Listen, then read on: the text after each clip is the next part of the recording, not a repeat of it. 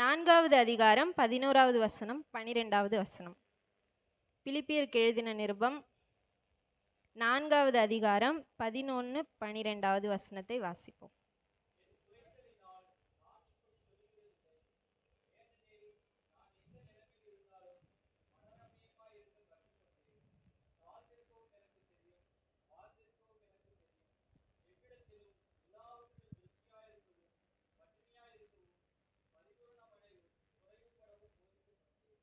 இந்த இடத்துல சொல்லியிருக்கு, எல்லா சூழ்நிலைமையிலும் நான் எந்த நிலைமையில இருந்தாலும் மனரம்மியமா இருக்க கற்றுக்கொண்டேன் அப்படின்னு சொல்லி பவுல் பிலிப்பியர் அந்த பட்டணத்தில் இருக்கிறதான சபைக்கு எழுதும்போது சொல்கிறார், நான் எந்த நிலைமையிலும் மனரம்மியமாக இருக்க கற்றுக்கொண்டேன் அப்படின்னு சொல்லி எழுதுகிறார். சபையில் இருக்கிறதான நீங்களும் நானும் நம்மளும் எப்படி இருக்கணும் அப்படின்னா, எல்லா சூழ்நிலைமைகளையும் நமக்கு என்ன நடந்தாலும் அதில் சொல்லியிருக்கு, தாழ்ந்திருக்கவும் தெரியும், வாழ்ந்திருக்கவும் தெரியும், குறைவிலும் சரி நிறைவிலும் சரி எல்லாவற்றிலும் மனரம்மியமாக இருக்கிறவர்களாய் நீங்களும் நானும் இருக்கணும். அதை தான் இன்னைக்கு நம்ம பார்க்க போகிறோம். மனரம்யம் அப்படின்னா ஒரு மன நிறைவு, ஒரு திருப்தி, எல்லா விஷயத்திலும் எல்லாமே இருக்கும்போது மன நிறைவாக நாம் என்ன பண்ணுவோம், இருப்போம். ஆனால் குறைவுபடும் போது நாம் எப்படி இருக்கிறோம், அந்த நிலைமையிலும் நம்மளால் பவுல் சொல்லுகிறது போல தாழ்ந்திருக்கவும், தாழ்மை நிலைமையில் அவர் மனரம்யமாக இருந்ததா அந்த நிருபத்தில் அவர் எழுதுகிறார். நம்மளால் சொல்ல முடியுமா, தாழ்ந்திருக்கிற ஒரு சூழ்நிலைமையில், குறைவுபடுகிற ஒரு சூழ்நிலைமையில், எல்லாமே சாதகம் இல்லாத ஒரு சூழ்நிலைமையில் மனரம்யமாய் நம்மளால் இருக்க முடியுமா? மனரம்யமாக இருக்கணும்னு சொல்லி தான் இந்த வசனம் வேதத்தில் எழுதப்பட்டிருக்கு. நாமளும் மனரம்யம் உள்ளவர்களாய் மாறணும். சரி, இன்னொரு வசனத்தை வாசிப்போம். ஆபகுக்கு எழுதின தீர்க்க தரிசன புஸ்தகம் 3வது அதிகாரம் 17, 18வது வசனம்.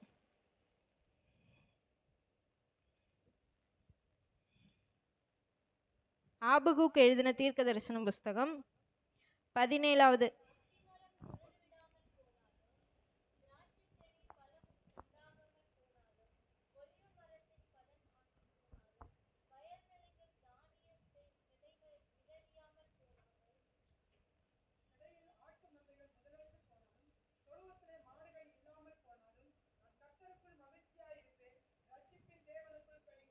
இந்த இடத்துல எல்லாமே சாதகமாக இல்லை, எல்லாமே ஒரு நஷ்டப்படுகிறதான ஒரு சூழ்நிலை. அத்தி மரத்தை நட்டிருக்கிறாங்க, ஆனால் அதில் என்ன வரல, துளிர் வரல, அதனுடைய பலன் என்ன பண்ணலை, இல்லை. மந்தைகளில் பலன் இல்லை. ஆனாலும் எப்படி இருப்பேன் அந்த இடத்துல தீர்க்கதரிசி சொல்லுகிறார் அப்படின்னா, கர்த்தருக்குள்ள மகிழ்ச்சியாக இருப்பேன், கர்த்தருக்குள்ள மகிழ்ச்சியாக இருப்பேன்.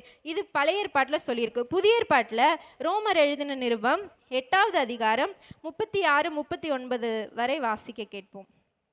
ரோமருக்கு எழுதின நிருபம் 8வது அதிகாரம் 36 முதல் 39. கிறிஸ்துவின் அன்பை விட்டு நம்மை பிரிப்பவன் யார்? உபத்திரவமோ, வியாகுலமோ, துன்பமோ, பசியோ, நிர்வாணமோ, நாசமோசமோ, பட்டயமோ, இவை எல்லாவற்றிலேயும் நாம் நம்மில் அன்பு கூறுகிறவராலே முற்றிலும் ஜெயங்கொள்ளுகிறவர்களாய் இருக்கிறோமே.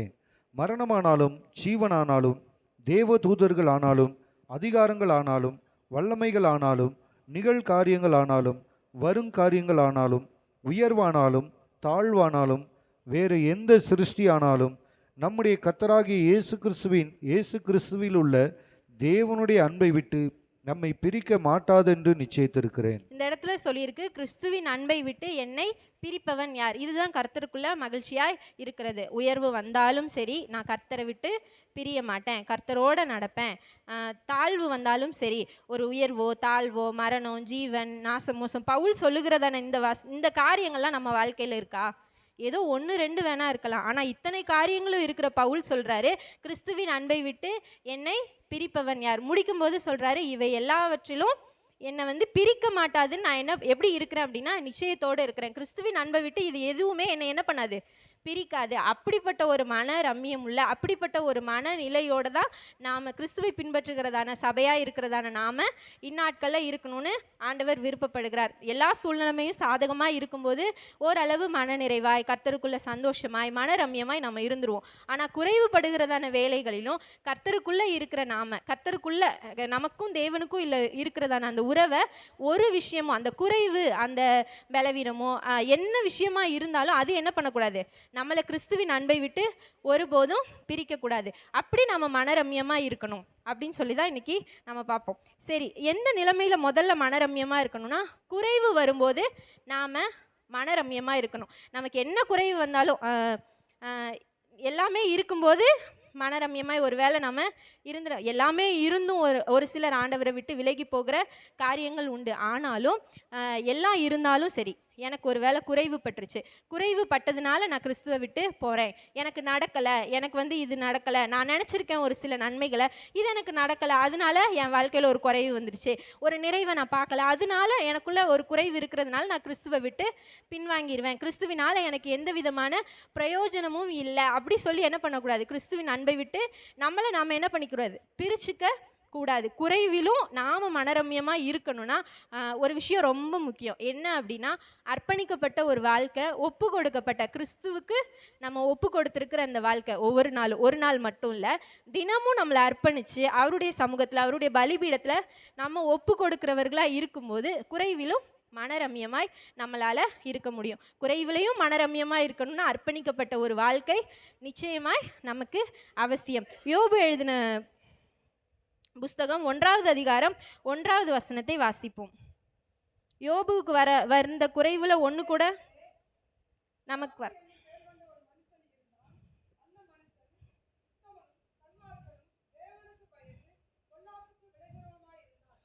அந்த இடத்துல யோபு எப்படி இருந்திருக்காரு, யோபு எந்த காலத்தில் வாழ்ந்தார் அப்படின்னு பார்க்கும்போது, ஆபிரகாம், ஈசாக்கு, யாக்கோபு இவங்கெல்லாம் வாழ்ந்த ஒரு காலத்தில் வாழ்ந்தவர்.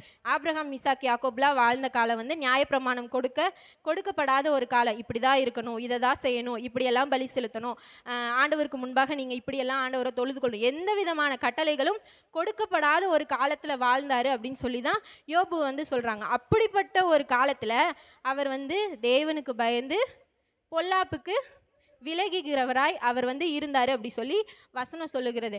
அப்படிப்பட்ட மனசாட்சியின் காலத்தில் வாழ்ந்த யோபுவே தன்னை தேவனுக்காக அர்ப்பணித்து கொண்டிருக்கிறாரு அப்படின்னா, நமக்கு எல்லா நியாயப்பிரமாணமும் கொடுக்கப்பட்டிருக்கு, அன்பின் பிரமாணம், கிருபையின் பிரமாணம் எல்லாமே நமக்கு கொடுக்கப்பட்டிருக்கு. இந்த காலத்தில் நம்ம எந்த அளவுக்கு ஆண்டவருக்காக ஒரு அர்ப்பணிக்கப்பட்ட வாழ்க்கை வாழ்கிறவர்களா இருக்கணும். யோபுவுக்கு ஆண்டவர் சொன்னாரா, நீ எனக்கு இப்படி தான் இருக்கணும். அந்த வசனம் ஆரம்பிக்கும் போதே அவர் ஆல்ரெடி எப்படி தான் இருக்கிறாரு அப்படின்னா, உத்தமனாக இருக்கிறாரு, சன்மார்க்கனாக இருக்கிறாரு, தேவனுக்கு பயந்து பொல்லாப்புக்கு விலகுகிறவராக அவர் இருக்கிறாரு. அவர் ஆரம்பிக்கும் போதே ஏற்கனவே அவர் எப்படி தான் இருக்கிறாரு அப்படின்னா, அர்ப்பணிக்கப்பட்ட ஒரு வாழ்க்கையில் தான் அவர் இருக்கிறார். இன்னும் ஒரு விஷயம் 5வது வசனத்தில் சொல்லியிருக்கு, அவருடைய பிள்ளைகள் எல்லாரும் விருந்துக்கு போவாங்களாம். விருந்துக்கு போய் அங்கே என்ன பண்ணி, ஒரு வேளை அவங்க தப்பு செஞ்சுருப்பாங்களோ, ஒரு வேளை அவங்க ஆண்டவரை எல்லாம் சந்தோஷமாக இருக்கும்போது கடவுள் யார் அப்படின்னு சொல்லிடுவாங்க, நீதிமொழிகளில் வசனம் இருக்குது. அப்படி ஒரு வேளை ஆண்டவரை அவங்க நிந்திச்சிருப்பாங்களோ அப்படின்னு, நிந்திச்சாங்களான்னு யோபுக்கு தெரியாது. ஒரு வேளை அப்படி நிந்தித்திருந்தா அதற்கு என்ன பண்ணுறாரு அப்படின்னா, பலி செலுத்துகிறவராக இருக்கிறார். பலி செலுத்துகிறதான அந்த விஷயத்தையும் ஆண்டவர் மோசையின் காலத்தில் தான் என்ன பண்ணுறாரு, செய்யணும் அப்படின்னு எல்லா முறைமைகளையும் ஆண்டவர் அப்போ தான் வழிவகுத்து ஆபிரகாமுக்கு சொன்னார், பலி செலுத்துறாரு, யாக்கோபுக்கு சொன்னார், நீ அந்த இடத்துக்கு நீ பலி செலுத்தணும், எல்லாமே சொல்கிறார். ஆனால் யோபுவுக்கு சொல்லலை. ஆனால் எப்படி ஒரு அர்ப்பணிப்புள்ள ஒரு வாழ்க்கை பார்த்தீங்களா, எதுவுமே ஆண்டவர் சொல்லலைனாலும் நான் ஆண்டவருக்காக நான் செய்வேன். ஒரு வேளை அவங்க செஞ்சுருந்தாங்கன்னா அது என்ன பண்ணிடக்கூடாது, என்னையோ என் குடும்பத்தையோ பாதிச்சிடக்கூடாதுன்ட்டு அவர் போய் என்ன பண்ணுறாருன்னா, அவரே முன்னாடி போய் ஒரு அர்ப்பணிப்போட ஒப்பு கொடுத்தலோட அந்த இடத்துல ஒரு பலியை செலுத்துகிறார். அப்படி அவர் இதுதான் யோபுவுக்குள்ளே இருந்தது, இந்த விஷயந்தான். ஆனால் அவரோட வாழ்க்கையில் அதுக்கப்புறம் தான் குறைவு வர ஆரம்பிக்கிறது. இந்த விஷயத்தில் அவர் சரியாக இருந்தார். ஆண்டவரோட நடக்கிற அந்த அர்ப்பணிப்பில், அந்த ஒப்பு கொடுக்கப்பட்ட அந்த வாழ்க்கையில் அவர் சரியாக இருக்கும்போது அவர் வாழ்க்கையில் ஒரு குறைவு வருது. நம்ம எல்லாருக்குமே தெரியும். 1வது அதிகாரத்தில் அடுத்தடுத்து பார்க்கும்போது சாத்தான் போய் தேவனிடத்துல போய் கேட்குறான், நான் யோபுவை சோதிக்கிறதுக்கு எனக்கு அனுமதி கொடுங்க அப்படின்னு சொல்லி கேட்கும்போது ஆண்டவர் அனுமதி கொடுக்குறாரு. ஒன்று ஆடு, மாடு, கொட்டகம் எல்லாமே அழிந்து போகுது. கடைசியில் அவருக்கு இருந்த 10 பிள்ளைகளும் ஒரே நேரத்தில் மரித்து போகிறாங்க. அதோட இல்லை, அடுத்தது என்ன நடக்குதுன்னா, அவரோட சரீரத்தில் கொப்பளங்கள் வருது. அது நிமித்தம் அவருக்கு உண்டானதான ஒரு வேதனை, ஓட்டை எடுத்து அப்படியே சொரிஞ்சிட்டு அந்த அளவுக்கு அவரோட வேதனை இருக்குது. ஆனால் அந்த குறைவு, இந்த குறைவு நம்ம யாருக்காவது இருக்கா? இவ்வளோ குறைவு நம்ம வாழ்க்கையில் யாருக்காவது இருக்கா?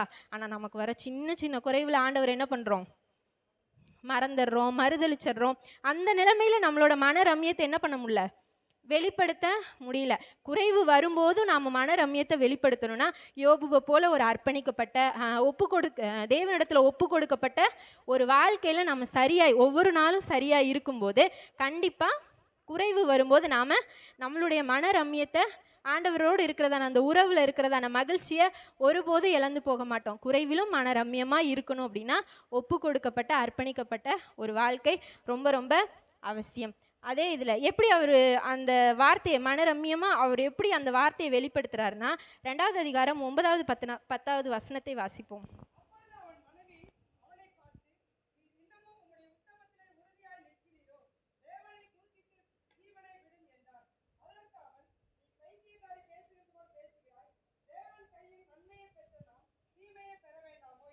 இந்த இடத்துல அவர் சொல்கிறாரு, நீ வந்து ஆண்டவரை துதிக்கிறதற்கும் அவரிடத்துல நீ உன் வாழ்க்கையை ஒப்பு கொடுத்துருக்கீல, இப்படி அர்ப்பணிப்புள்ள ஒரு வாழ்க்கை வாழ்ந்தோம், உனக்கு என்ன ஆயிடுச்சு, எல்லாமே குறைவு பட்டுச்சு பார்த்தியா, நீ என்ன பண்ணு, இன்னும் உனக்கு என்ன இருக்குது, நீ இருக்கிற இந்த கொஞ்ச ஜீவனில் ஆண்டவர் உன்னால் எவ்வளோ தூஷிக்க முடியுமோ தூஷிச்சு என்ன பண்ணிடு, உன்னோட ஜீவனை விட்டுரு அப்படி சொல்லிட்டு தன்னோட மனைவியே சொல்லும்போது அந்த இடத்துல அவரால் எப்படி தேவனோடு அவர் நடந்திருப்பார்.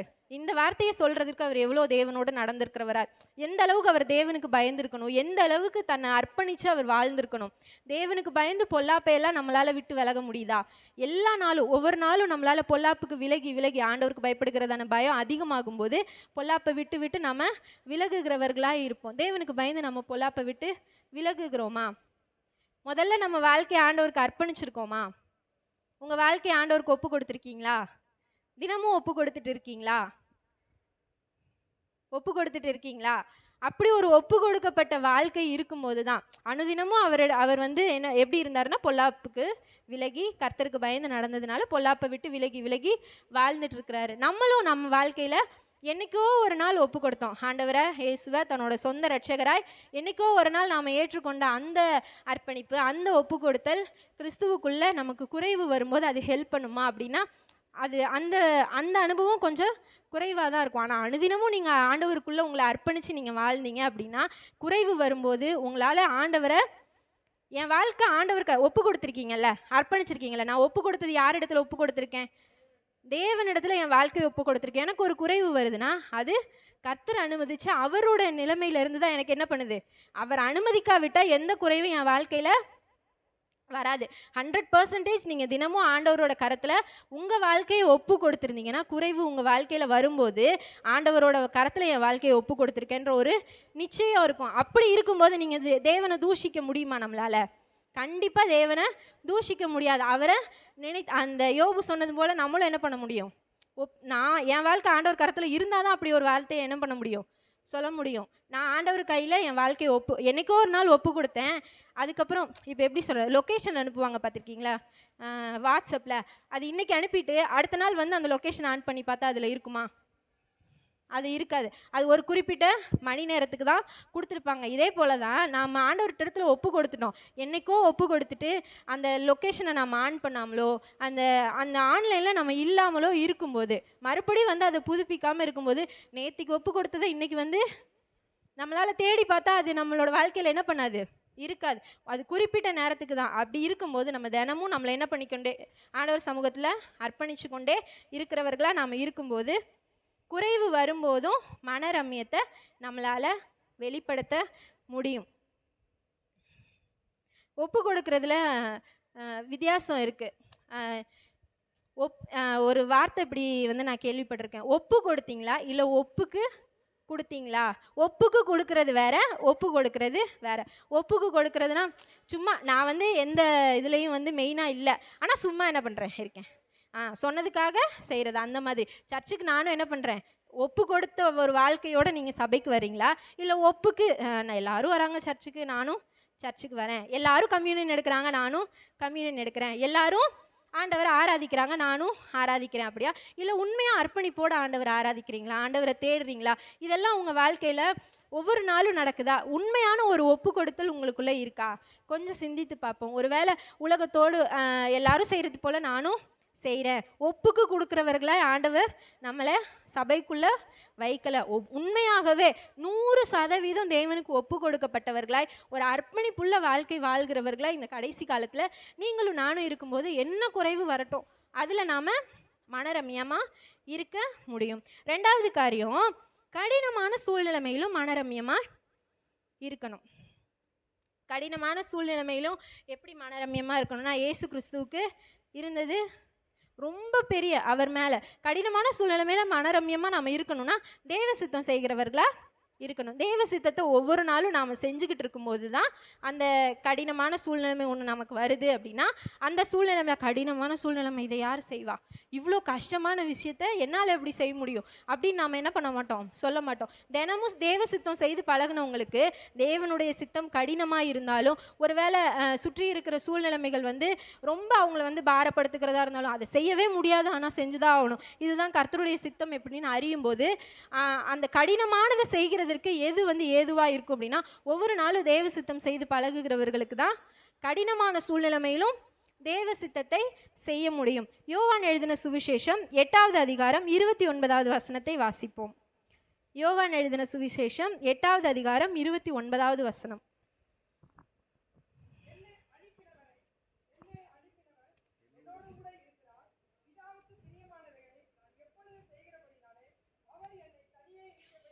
இயேசு கிறிஸ்து எப்பொழுதும் பிதாவின் சித்தம் செய்தார் அப்படின்னு சொல்லி இங்கே பார்க்கலாம். யோவான் எழுதின சுவிசேஷம் 4வது அதிகாரம் 34வது வசனத்தை வாசிப்போம்.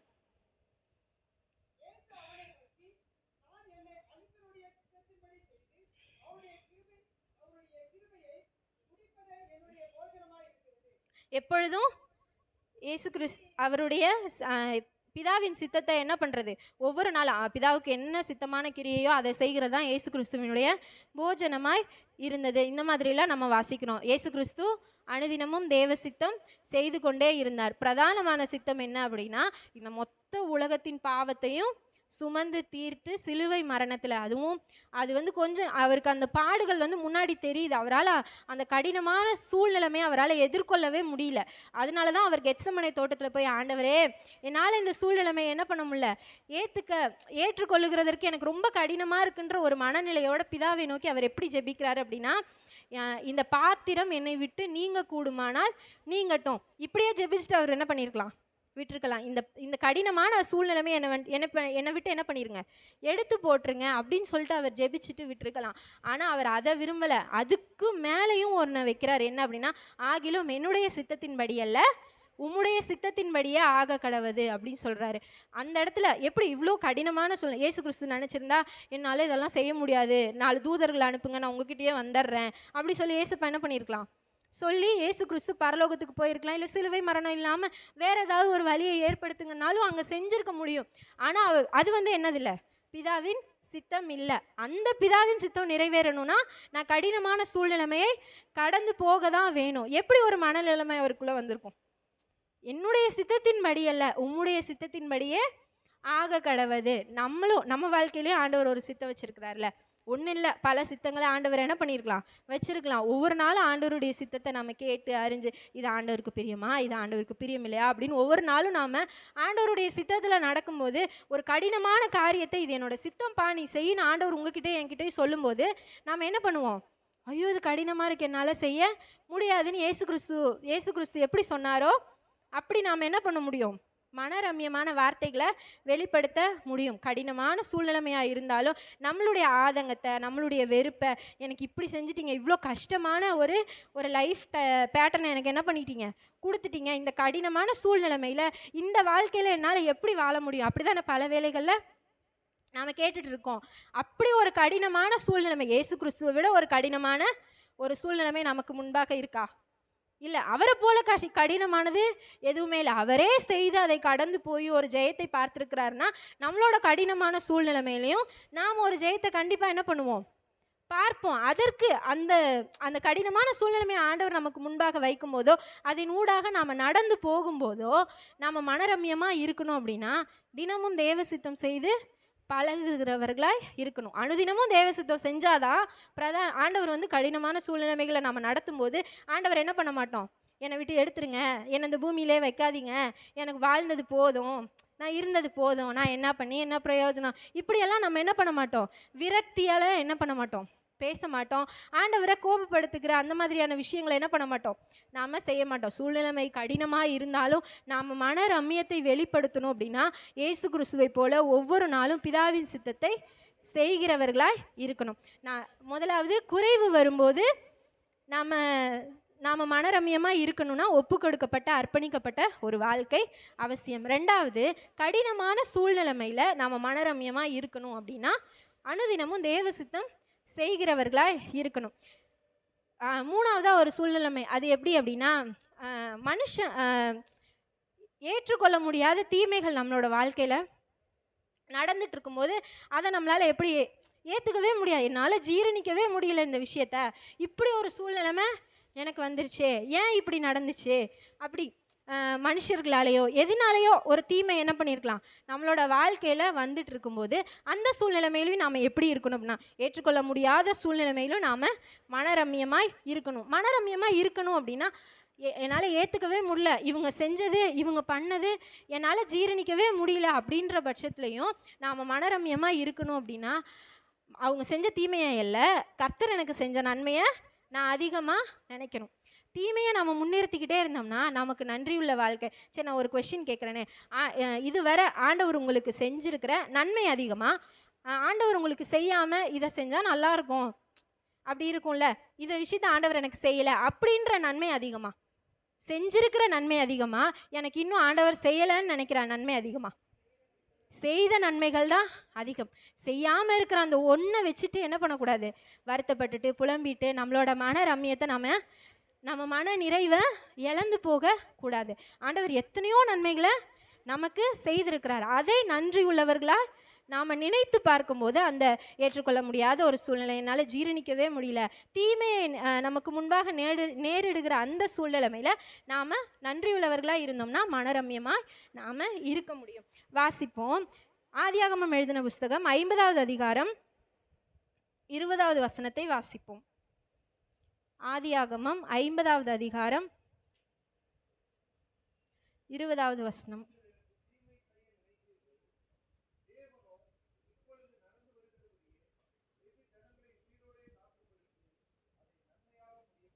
இந்த இடத்துல யோசேப்பு அவரோட நன்றியுள்ள ஒரு குணத்தை என்ன பண்ணுறாரு, அந்த மனரம்யமான வார்த்தைகளை இந்த இடத்துல வெளிப்படுத்துகிறார்.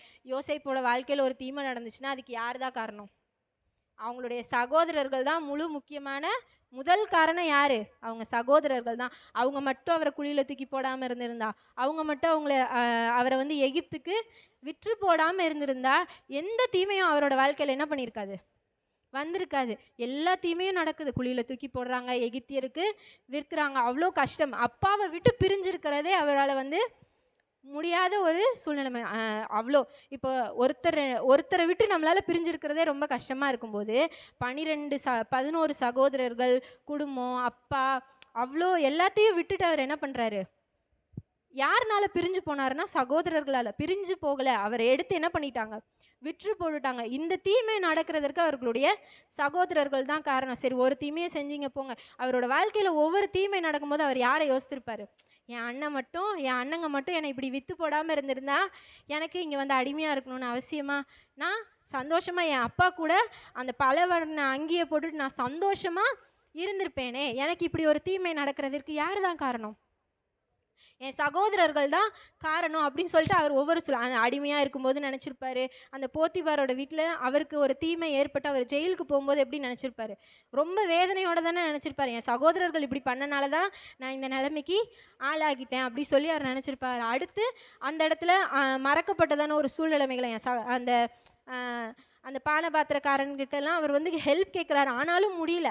அந்த சூழ்நிலைமையில் என் அண்ணன் மட்டும் என்னை இப்படி விற்று போடாமல் இருந்திருந்தா நான் சந்தோஷமாக இருந்திருப்பேனே, இவ்வளோ தீமை அவங்க எனக்கு செஞ்சிட்டாங்களே, அப்படி ஒவ்வொரு விஷயமா அவர் என்ன பண்ணுறாரு நினச்சி அவரோட மனசுல அவரோட வாழ்க்கையில் ஒரு தீமை நடந்திருக்குன்னா அதுக்கு முதல் காரணம் யாராக இருந்தாங்க அப்படின்னா அவங்களுடைய சகோதரர்கள் தான். அப்படிப்பட்டவர்களை அவரால் ஏற்றுக்கொள்ள முடியுது. இந்த சூழ்நிலைமையில் நம்மளால் ஏற்றுக்கொள்ள முடியுதா?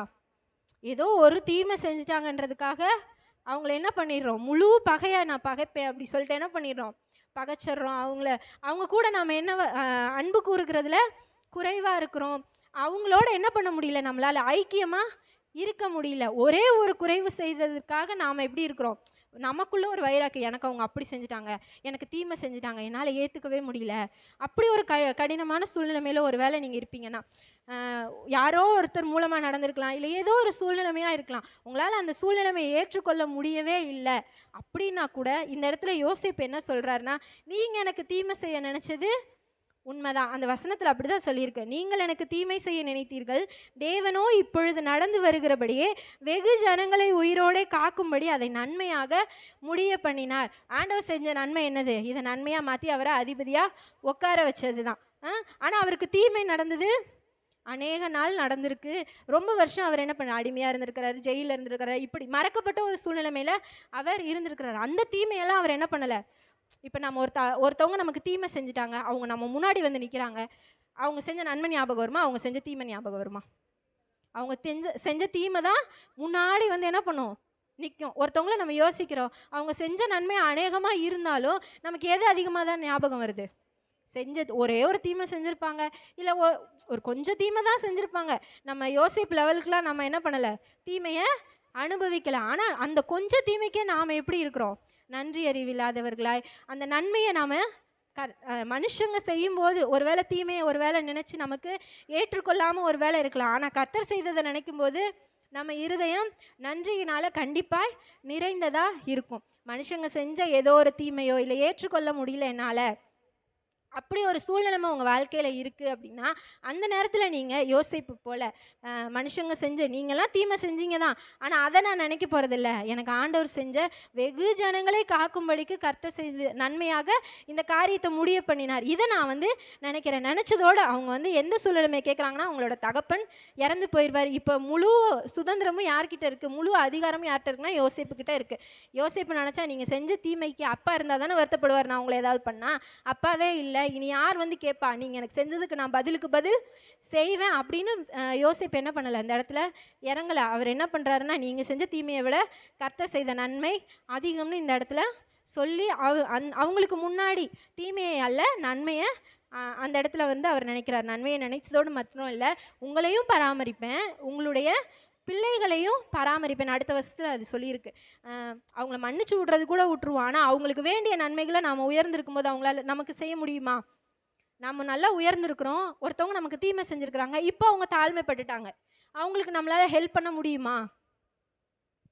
ஆனால் யோசிப்பு உண்மையாக நம்ம நன்றி உள்ளவர்களாய் கர்த்தர் செய்த நன்மையை நம்ம நினச்சி நம்ம வாழ்க்கையில் நடத்தி வந்த எல்லா விதமான நன்மைகளையும் நம்ம நினச்சி, மனுஷங்க செஞ்ச தீமையை விட கர்த்தர் செய்த நன்மை வந்து அதிகம் அப்படின்னு நம்ம உணர்ந்துட்டோன்னா, மனுஷங்களை என்ன பண்ண மாட்டோம், ஒரு பொருட்டாக பார்க்க மாட்டோம். அவங்க செஞ்ச தீமை நமக்கு பெருசாக இருக்காது. இது இவங்க தீமை செய்யலைன்னா இன்றைக்கி யோசிப்பு யாராக மாறி இருக்க மாட்டார், அதிபதியாய் மாறி இருக்க மாட்டார். இது தேவன் செய்த நன்மை அப்படின்னு சொல்லி யோசேப்பு அதை வந்து நன்மையாக எடுத்துக்கொண்டார். அப்படி நன்மையாக எடுத்துக்கொண்டதற்கான காரணம் கர்த்தர் செய்த நன்மையை நினைச்சது தான். நம்மளோட வாழ்க்கையிலையும் ஏற்றுக்கொள்ள முடியாத ஒரு தீமைகள் நடக்குது, ஒரு சூழ்நிலைமை நடக்குது. தீமைகளின் மத்தியில் அந்த சூழ்நிலைமை நாம் எப்படி கடக்கணும்னா, தேவன் செய்த நன்மைகளை நமக்கு முன்பாக அடுக்கி வைத்து அதை நாம் என்ன பண்ணணும், அதிகமாக நம்ம நினைக்கும் போது தீமையை அல்ல நன்றியே நம்மளுடைய வாயில் என்ன பண்ணும், புலம்பல் இல்லை, எனக்கு அப்படி செஞ்சுட்டாங்க இப்படி செஞ்சுட்டாங்க அப்படின்னு வேதனையின் வார்த்தைகளை நாம் என்ன பண்ண மாட்டோம், வெளிப்படுத்த மாட்டோம். கர்த்தர் செய்த நன்மைகளை நாம் வெளிப்படுத்துவோம். ஏற்றுக்கொள்ள முடியாத சூழ்நிலையில் தீமையின் நடுவில் நம்ம நன்றி உள்ளவர்களாக இருக்கும்போது மனரம்யமாய் நாம் இருக்க முடியும். 4வது, வசனம் வாழ்க்கையாக மாறணும். வசனம் வாழ்க்கையாக மாறும்போது நாம் மனரம்யமாக இருக்கணும். எந்த சூழ்நிலைமை அப்படின்னா, மனுஷர்கள் தூசிக்கிறதான ஒரு சூழ்நிலைமையில் அதில் எப்படி மனரம்யமாக இருக்க முடியும்? மனுஷங்க வந்து தூஷிக்கிற ஒரு நம்மளை வந்து நிந்திச்சு பேசிகிட்டே இருக்கிறாங்க, அந்த வார்த்தைகளை நான் சொல்ல தேவையில்லை, காரணம் இல்லாமல் குறை சொல்கிறாங்கன்னு வைங்களேன், உங்ககிட்ட எந்த ரீசனுமே இல்லை, ஆனால் உங்களை குறை சொல்கிறாங்க. அந்த சூழ்நிலைமை எப்படி நாம் கடந்து போகிறது?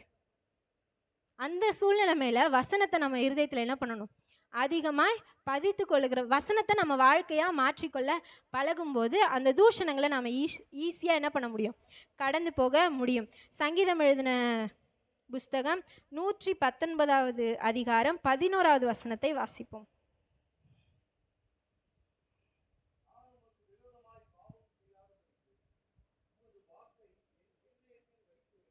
உம்முடைய வாக்கை என் இருதயத்தில் வைத்தேன். எதுக்காக வைத்தேன் அப்படின்னு சொல்றாருன்னா, உமக்கு விரோதமாய் நான் பாவம் செய்யாதபடிக்கு உம்முடைய வாக்கை என்னோட இருதயத்துல நான் வைத்திருக்கிறேன்.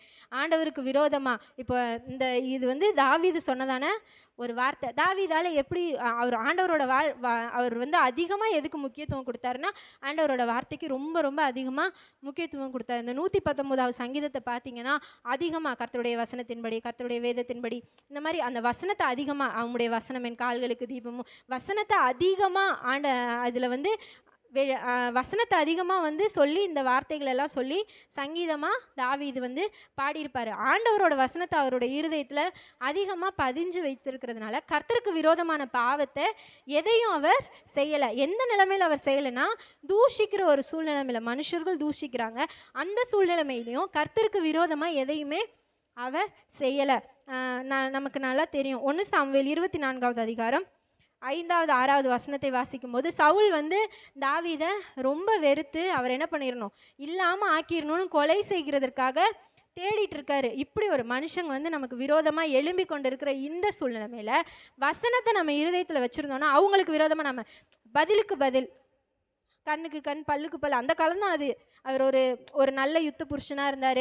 எல்லாத்தையும் செய்கிறதற்கு அவர் பலன் இருந்துச்சு, நல்ல சத்துவம் இருந்தது, நல்ல யுத்த புருஷனாக இருந்தார் தாவீது. சிங்கத்தையும் கரண்டியையும் கொன்னவர், கோலியாத்தை கொன்னவர், சவுலை கொல்றதற்கு ஏமாத்திரம். ஆனால் அவரோட இருதயத்தில் என்ன இருந்தது?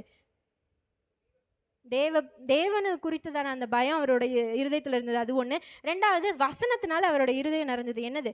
உமக்கு விரோதமாக நான் பாவம் செய்ய மாட்டேன், பாவம் செய்யாமல் இருக்கணும் அப்படின்னா உங்களோட வாக்கு என் இருதயத்தில் எழுதியிருக்கு. ஏன் அவர் பாவம் செய்யலை அப்படின்னா, கர்த்தரால் அபிஷேகம் பண்ணப்பட்டவர் சவுல், அவர் மேலே நான் என்ன பண்ணக்கூடாது, கை போடக்கூடாது. இது தேவனுக்கு விரோதமான பாவம். அவரை நான் ஒரு வேளை கை போட்டு பலிக்கு பலி நான் வாங்கிட்டேன்னா, இது தேவன் அவர் அபிஷேகம் பண்ணியிருக்காருல்ல, நான் பலிக்கு பலி செஞ்சால் அது தேவனுக்கு பிரியமானது இல்லை, அவருக்கு விரோதமாக நான் செஞ்சுட்டேன் அப்படின்ற மாதிரி ஆகிடும். அதனால என்ன பண்ணல, அவர் கொலை செய்கிறதற்கு அவருக்கு விரோதமாக தான் எழும்புறாரு.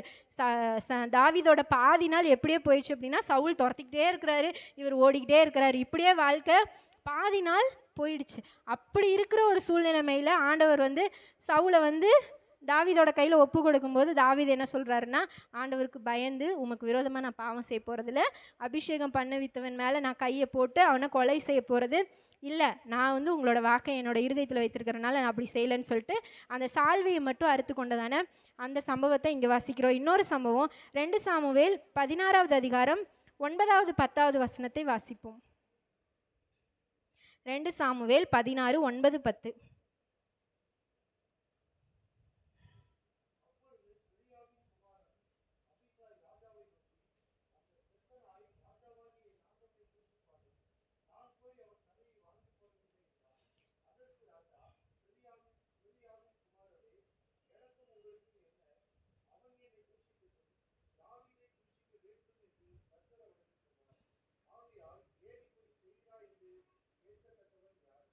இந்த இடத்துல வந்து சீமேயின்ற மனுஷன் வந்து அவன் ஒரு சாதாரணமான மனுஷன்தான். ஆனால் ராஜாவாகிய தாவீதை என்ன பண்ணுறாரு, தூஷிக்கிறாரு. கல்லை எடுத்து வீசி மண்ணை எடுத்து வீசி தாவீதை தூஷணமான வார்த்தைகளினால சொல்லி தாவீதை தூஷிக்கிறார். தாவீது ராஜாவாக இருக்கிறாரு, அவருக்கு எல்லா அதிகாரமும் இருக்குது. ஆனால் அந்த இடத்துல அவர் எப்படி மனரம்யமான ஒரு வார்த்தையை வெளிப்படுத்துகிறாருன்னா, கர்த்தர் அவனுக்கு அனுமதித்திருக்கிறார், அதனால அவன் என்ன பண்ணுறான், தூஷிக்கிறான். கூட இருக்கவன் கேட்குறான், அவன் ஒரு செத்த நாய் மாதிரி தான், அவனை நீங்கள் சொல்லுங்கள் ஒரே போடா, என்ன பண்ணிடுறேன், போட்டுறேன், அவன் செத்துருவான், உங்களை தூஷிக்கிறவன் இருக்கக்கூடாது அப்படி சொல்லிட்டு கூட இருக்கிறவர்கள் சொல்லும் போதும் அவரோட தேவனோட வார்த்தைக்கு பயந்து தேவனோட வார்த்தையை அதிகமாக இருதயத்தில் வைத்திருக்கிறதான தாவீது என்ன சொல்கிறாரு அப்படின்னா, கர்த்தர் அனுமதித்ததுனால அவன் என்ன பண்ணுறான், தூஷிக்கிறான். ஆண்டவர் வந்து அனுமதிக்கலைன்னா அவனால் என்ன பண்ண முடியாது, என்ன தூஷிக்க முடியாது அப்படின்னு சொல்லி மனரம்யமாய், கடினமான சூழ்நிலைமை, மனுஷங்க தூஷிக்கிறதான ஒரு நிலைமை, ஆனாலும் மனரம்யமாய் தாவீது இருந்தார். ஏன் அப்படின்னா, அவர் தேவனோட வார்த்தையை, உடைய வாக்கை என் இருதயத்தில் வைத்தேன்னு சொல்கிறாரு. அவரோட தேவனோட வார்த்தையினால அவரோட இருதயம் நிரப்பப்பட்டிருந்ததுனால தூஷிக்கப்படுகிற சூழ்நிலைமைகள், மனிதரால் துரத்தப்படுகிற சூழ்நிலைமைகள்லையும் அவர் மனரம்யமாய் தேவனுக்காக நின்றதை நம்மளால் பார்க்க முடியும். இதே போல தான் நம்மளோட வாழ்க்கையிலையும் ஒரு வேளை குறைவு வரலாம், குறைவுலையும் நாம் மனரம்யமாக இருக்க கற்றுக்கொள்ளணும். எப்படி மனரம்யமாக இருக்க கற்றுக்கொள்ளணும், ஒப்பு கொடுக்கப்பட்ட ஒரு வாழ்க்கை இருந்துச்சுன்னா கண்டிப்பாக நம்மளால் மனரம்யமாக இருக்க முடியும். ரெண்டாவது, கடினமான சூழ்நிலைமை, அதில் எப்படி மனரம்யமாக இருக்க முடியும், தினமும் தேவ சித்தம் செஞ்சிங்கன்னா கடினமான சூழ்நிலைமைகளையும் மனரம்யமாய் இருக்க முடியும். மூணாவது, ஏற்றுக்கொள்ள முடியாத சூழ்நிலைமைகள், தீமைகள் நமக்கு முன்பாக நடக்கும்போது நாம் மனரம்யமாக இருக்கணும். எப்படி மனரம்யமாக இருக்கணும்? ஆண்டவர் செய்த நன்மைகளை அதிகம் நாம் நினைத்து தீமையை நினைக்காதபடி ஆண்டவர் செய்த நன்மைகளை அதிகமாக நாம் நினைக்கும் போது மனரம்யமாய் இருக்க முடியும். நாலாவது, மனுஷர்கள் தூஷிக்கலாம், துரத்தலாம், என்ன வேணாலும் நேரிடலாம். ஆண்டவரோட வார்த்தையினால் உங்கள் இருதயம் நிரப்பப்பட்டு இருக்கும்போது அந்த இடத்துல மனரம்யமாய் நாம் இருக்க முடியும். உங்கள் சூழ்நிலை எதுவாக இருந்தாலும் மனரம்யமாக இருக்க நாம் கற்றுக்கொள்ளும்போது, கிறிஸ்து வரும்போது நாம் எப்படி இருக்கலாம் அப்படின்னா, ஆயத்தம் உள்ளவர்களாய், விழிப்புள்ளவர்களாய், வசனத்தால் நம்ம வாழ்க்கை, நம்ம இருதயம் நிறைந்திருக்கும் போது அவர் வரும்போது அவரோடு கூட செல்லுகிறதற்கு நாம் ஆயத்தமாக இருக்க முடியும். எல்லா நிலையிலும் பவுல் மனரம்யமாக இருக்க கற்றுக்கொண்டது போல நீங்களும் நானும் மனரம்யமாக இருக்க கற்றுக்கொள்வோம்.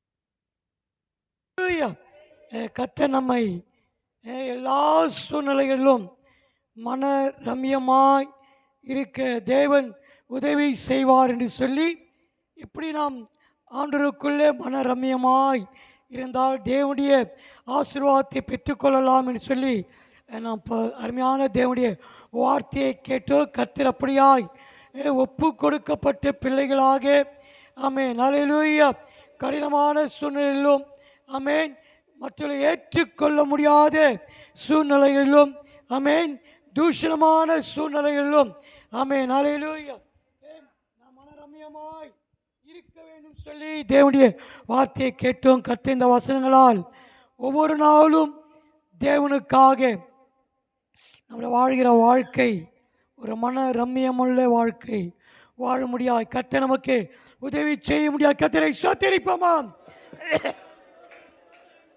சோத்திரம் சோத்திரம் சோத்திரம் சோத்திரம். எல்லாரும் அப்படியே முழங்கால் படிட்டு ஜெபிப்போம். ஆண்டவரே, நீங்கள் எங்கள் வாழ்க்கையில் ஒரு மன ரம்மியத்தை, ஒரு நிறைவான குறைகளிலும் நிறைவான வாழ்க்கை, குறைகளிலும் குறைவானகளிலும் நாங்கள் நிறைவாய் உமக்குள்ளே நிறைவான வாழ்க்கை வாழ தேவன் எங்களுக்கு உதவி செய்யுங்கப்பா என்று சொல்லி எல்லா கர்த்தரை ஸ்தோத்திரிப்போமாம். சோத்திரம் சோத்திரம் சோத்திரம் சோத்திரம் சோத்திரம் சோத்திரம் சோத்திரம் சோத்திரம். எங்கள் மகிமையான பரலோக பிதாவே, மகிழ்ச்சி நிறைந்த நாளுக்காக நன்றி செலுத்துகிறோம். எங்கள் வாழ்க்கையிலே இந்த மன ரம்மியத்தை விட்டு விலகி உலகத்தோடு வாழ்ந்து ஒரு மறுதளிக்கிற வாழ்க்கை வாழ்ந்து ஆண்டவரே, நாங்கள் சமாதானம் இழந்து, சந்தோஷம் இழந்து, நிம்மதி இழந்து வாழ்க்கையில் ஆண்டவரே ஒரு போராட்டமுள்ள வாழ்க்கை வாழ்ந்து கொண்டிருந்தோம். இந்த நாளிலே ஆண்டவரே, உமக்குள்ளே நாங்கள் மன ரம்மியமாய் வாழ வேண்டும் என்று சொல்லி எங்களோடு பேசின வார்த்தைகளுக்காக நன்றி செலுத்துகிறோம். ஆண்டவரே, திருச்சபை மக்களை ஆஸ்வதிங்க. நாளை வராத பிள்ளைகளுக்காக நாங்கள் செபிக்கிறோம். அவர்களின் கர்த்தர் ஆசீர்வதிக்க முடியாய் இயேசுவின் நாமத்தினாலே நாங்கள் செபிக்கிறோம். கர்த்தாவே ஸ்தோத்திரிக்கிறோம். இந்த ஆராதனைக்கு கலந்து கொண்ட சிறு பிள்ளைகள் முதல் பெரியவர்கள் மட்டும் ஒவ்வொருவரையும் கர்த்தர் ஆசீர்வதிப்பீராக. தேவ கிருபை, தேவ சமாதானம், தேவனுடைய ஆசீர்வாதம் ஆண்டவரே எங்களுக்குள் காணப்பட முடியாது ஜெபிக்கிறோம். ஒவ்வொருவரையும் தொடர்ந்து கர்த்தர் ஆசீர்வதிங்கப்பா. நல்ல சுகம், பலன், ஆரோக்கியத்தை தாங்க. எல்லா கொள்ளை நோய்களுக்கும் பிள்ளைகளை விலக்கி காத்துக்கொள்ள முடியாது ஜெபிக்கிறோங்க. தாவே நீர் ஆசீர்வதிப்பார். தொடர்ந்து வழிநடத்த முடியாது ஜெபிக்கிறோம். விசேஷமாய் ஆண்டவரே எங்கள் சபையை சார்ந்த அருமையான ஏலன் சகோதரர்களுக்காக, யோனகாவலுக்காக நாங்கள் ஜெபிக்கிறோம். தேவ பலன், தேவனுடைய பாதுகாப்பு, தேவனுடைய ஆசீர்வாதம் பிள்ளைகள் மேல் தங்கியிருக்க முடியாது ஜெபிக்கிறோங்க. தாவே தொடர்ந்து வழிநடத்துங்க. திருச்சபை மக்களை ஆசீர்வதிப்பீராக.